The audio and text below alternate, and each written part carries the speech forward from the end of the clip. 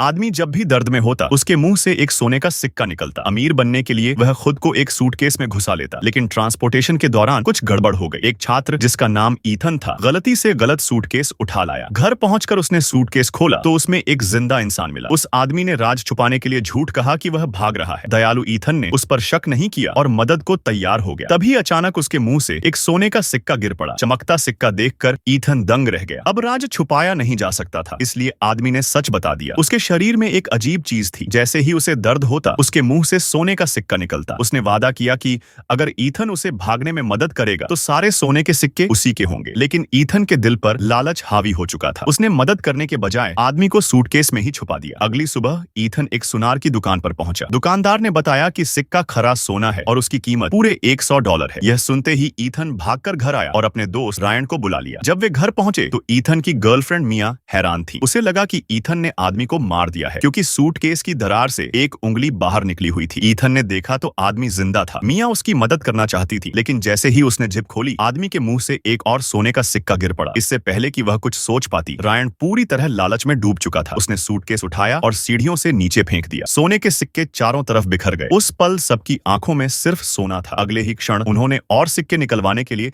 आदमी को तरह तरह से यातनाएं देना शुरू कर दिया। उन्होंने इस गलत तरीके से मिले धन से किराया चुकाया और अपनी जिंदगी सुधारने लगे। लेकिन लालच की कोई सीमा नहीं होती।